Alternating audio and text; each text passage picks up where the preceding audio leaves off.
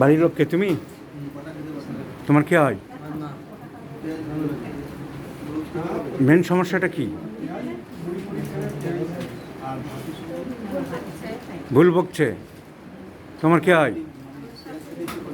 সেটা ভুল বকছে আর কি? উল্টো পাল্টা বকছে, কখনো হাসছে কখনো কাঁদছে। বাচ্চাটা কার? কখনো হাসছে কখনো কাঁদছে। কেন, কতদিন হয়েছে? 1 মাস। তার আগে সুস্থ ছিল? চোখেও দেখছিল। মাসখানেক হলো। কোনো কারণ মনে পড়ে না যে এই ঘটনার পর থেকে বা এই কারণের পর থেকে হলো? কোনো কারণ ছিল, কোনো কারণ বোঝা গেল না।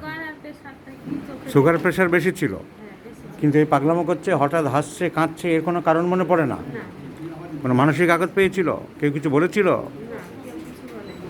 কেউ কিছু বলে না। কারোর সাথে কোনো ঝগড়াঝাটি না, এরকম ধরনের ছিল কিছু হয়েছিল? না, কিছু হয়েছিল। ঝগড়াঝাটি হয়নি? না, এমনি খুব তো আদরে সহিত থাকে, কোনো সমস্যা একটা ওর মধ্যে থাকে। এখন কি হচ্ছে, মাঝে মাঝে হঠাৎ হাসছে হঠাৎ কাঁদছে?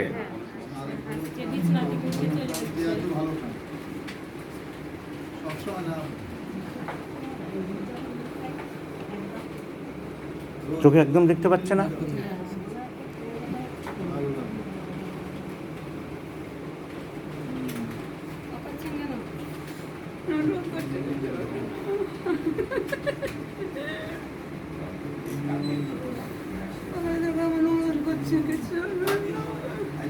কি বলছ?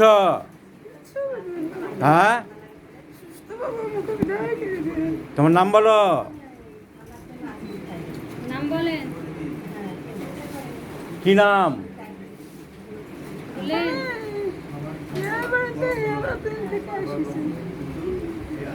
আমার বই নাই,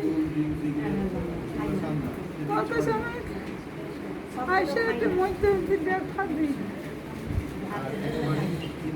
এখন ওর কাছে থাকবো বলছি আমি, বোনের কাছে। বোন আছে আমার। ভালো করে মনে করো, কোনো মানসিক আঘাত পেয়েছে? মানুষের আঘাত পাইনি। তুমি ঝগড়া করেছিলে? না না, আমরা কি বলেছিল ঠিক বলো? ঝামেলা আমরা কোনোদিনই করিনি। ওনার অন্য ছেলেরা অন্য মেয়েরা কেউ কিছু করেছিল? না, কেউ কিছুই বলেনি। তোমার বাবা বেঁচে আছে? কতদিন আগে মারা গেছে? 15 বছর। অনেক দিন আগে। আপনার ওর বোন হতে পারে মাথা ভেঙে গেছে। আর বোনকে দেখে আসার পর থেকে টেনশন শুরু হচ্ছে। বোনকে দেখে আসার কবে থেকে মানে? আপনি ওর ওনার বোন? হ্যাঁ, তার কি হয়েছিল? মাথা ভেঙে গেছে পড়ে। কোমর ভেঙে গেছিল মাজা? সে থাকে কোথায়? ও বাড়িতেই থাকে। ওদের তোমাদের বাড়ি থেকে কত দূরে? অনেক। সেটা তখন দেখতে গিয়েছিল, ভালো ছিল? হ্যাঁ, তখন সুস্থ হয়েছিল। তারপর দেখতে আসার পর থেকে এরকম হলো? দেখে আসার পর থেকে আসার পর থেকে টেনশন শুরু। কি টেনশন করতো? হয়তো এরকম হলো, যে আমার বোনটার কোমর ভেঙে গেল, কি অবস্থা হবে এইসব। কান্নাকাটি করতো? হ্যাঁ, কানি। এগুলা তাছাড়া তাহলে আমি যে বারবার বলছি যে কোনো ঘটনা ঘটেছে কিনা বলো। আমাদের বাড়ি থেকে কোনো সমস্যা নাই, তাই বাড়ির বলে কোনো কথা নয়, বাইরেও তো হতে পারে। সো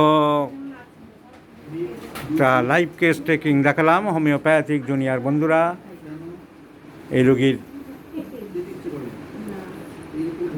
এমআরআইতে একটু ব্রেনের প্রবলেম পাওয়া গেছে, acute infarction of the posterior part of the brain. কিন্তু সিমটম কী পাচ্ছি, হঠাৎ হাসছে হঠাৎ কাঁদছে। শুধু হাসে না, হাসি কাঁদা দুটোই চলছে, অল্টারনেট লাফিং and crying. This is a contradictory symptom, alternate লাফিং অ্যান্ড ক্রাইং। ইগনিশিয়ার কথা মনে পড়ে যায়, সেই জন্য ইগনিশিয়া কনফার্ম করার জন্য কোনো মেন্টাল অ্যাকিউট গ্রিপ বা শক বা মর্টিফিকেশান বা ডিসঅ্যাপয়েন্টেড কিছু হয়েছে কিনা বারবার জিজ্ঞাসা করছি, কিন্তু রোগী বোঝে না, পার্টি বোঝে না, বারবারই বলে চলেছে কিছু হয়নি ডাক্তারবাবু, কিচ্ছু হয়নি। পরে জানা গেল ওনার বোনের কোমর ভেঙে গিয়েছিল, সেই দেখে সে মানসিক আঘাত পেয়েছিল। এই বোনের সাথে ওনার ভালোবাসা বেশি ছিল, খুব সম্পর্ক ছিল। তারপরে বাড়ি এসে এরকম হলো। So once again the ignatia is confirmed, disappointed, mortification, shock বা গ্রিপ, মনে আঘাত পেল, বোনের আঘাত পেয়েছিল।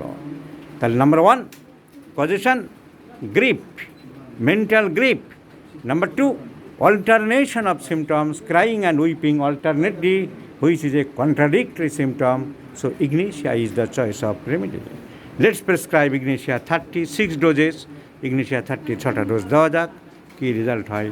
যদি ভালো রেজাল্ট হলে হোমিওপ্যাথির পক্ষে সেটা এফিকেসি বা সাকসেসফুল হবে আমি জানাবো। Let's see the result.